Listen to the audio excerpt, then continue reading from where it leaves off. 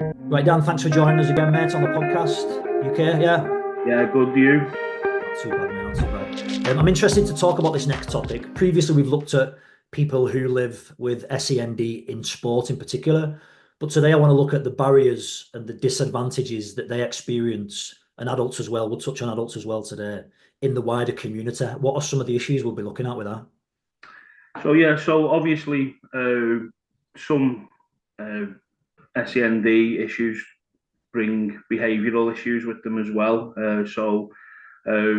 We looked at sport previously, and that's a really good way of getting out that frustration, getting out that energy, the additional energy that you would have from certain things. There's some kids, adults who aren't involved in stuff like that. So stuff around antisocial behaviour is massive with SEND as well. So we'd see, the sort of impulsive type behaviours and stuff within the community. Obviously, there's an element of people being bullied within communities as well. So if you've got additional needs, if you've got that sort of, you don't look the same, it can be a very cruel world out there for people. And, we see a lot of people being picked on and bullied and targeted within communities. Mhm. Um, the other elements, especially for young people, will be complete isolation. So, with things like ADHD and autism and stuff like that, there's a huge attachment of anxiety that comes with that. So a lot of the time we would see young people, especially, who would completely isolate themselves. And probably one of the downsides to the sort of technological world that we live in is that they can isolate themselves within, that sort of online community, and not want to leave houses, not want to get involved in anything that would involve any type of face-to-face contact with people. So they're the sort of obvious ones that we would see.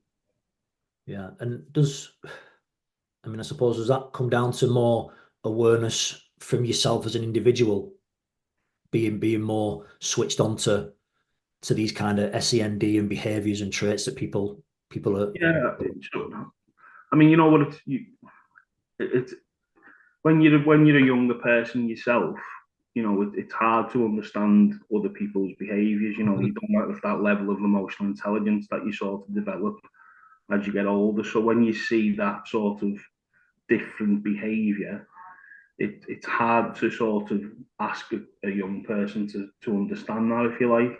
Yeah. Uh, I think one of the sort of links to trouble in the community linked into SEND would be when someone isn't necessarily engaging within school as well.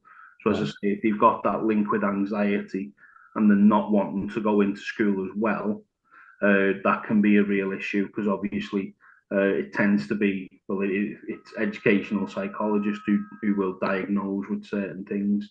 So it's uh, it's really common that people will miss out on the diagnosis because they're not engaging within education, which obviously, then leads to behaviours in the community that aren't necessarily great. Yeah. So it all starts to stem from kind of clarifying what you're saying. It stems from that isolation. So once these individuals, that is kind of the first sign that they will become a lot more introverted, take themselves out of social interactions. Or the behaviour just becomes completely unmanageable within schools So and stuff. both ends of the scale, yeah. Yeah. So it can be it's quite a wide issue, really. Obviously, when you're talking about communities, it is a wide thing anyway, isn't it? Because there's so many communities that we can be involved in. Yeah. But yeah, so what you'd see is sort of, the unmanageable type behaviours and stuff. And obviously, a word that people use, which obviously no one wants to think of themselves as, but people with additional needs are vulnerable. And I know it's not a nice thing to feel that you're vulnerable, but you will act out in certain ways if you feel that vulnerability. And a lot of the time, that is negative behaviour that you would see from from especially younger males would be. I think one of the differences as well, it's harder to diagnose females with issues such as autism is a harder process to go through. All right. I didn't Yeah, know that. females mask it better. So sometimes, you will get to, they will have gone through life and masked these issues and hidden them from people. And so females are better at doing that than males. So it's harder to diagnose females than it is males. Yeah. So obviously you might see behavior that you don't understand, is probably what you're looking at from male, female in the community. But the violence and the aggressive behavior tends to come from males. Yeah. So in the previous conversation we had, we looked at sport as a positive influence.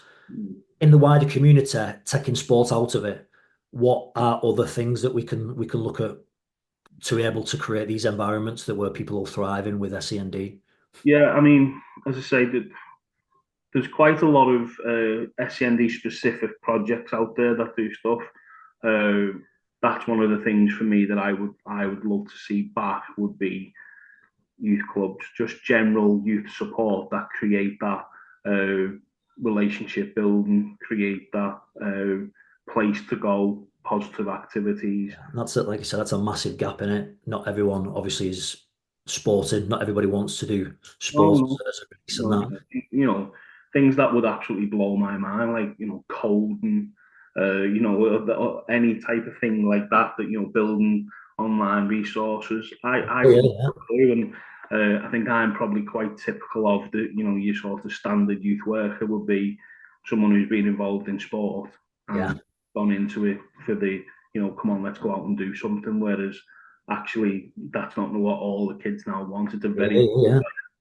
Technology as well is a massive opportunity now, isn't it? So yeah, I never thought about that there being that gap. Sports one avenue, but there's not really anything else yeah, to that technological avenue. Yeah, interesting. So yeah. just before we finish this, the wider community again, it's a massive topic that I know we could spend a lot longer talking about the wider community, but what are one or two things that people can do straight away, either to find out about what's going on in the community or just have a greater awareness of knowledge on the subject Yeah, matter? I think obviously Max Edge put a lot of stuff on for young people, and it's something that Max Edge worked really hard on is finding ways of working with people through consultation as opposed to just we'll put a footy thing on a Friday night and see how it goes because Yeah. as we say that's not for everyone, but I think as a wider community we're all part of that and you've got to take responsibility for it. And if you see stuff like that happening where you feel people are being abused or are vulnerable, it's about informing people and getting them the help that they need as well. Mhm. Social services, I know that's a stretch resource as well, but just making people aware. Fantastic. Great advice, Dan. So thanks very much for joining us this morning, and I'll speak to you soon. Thank you.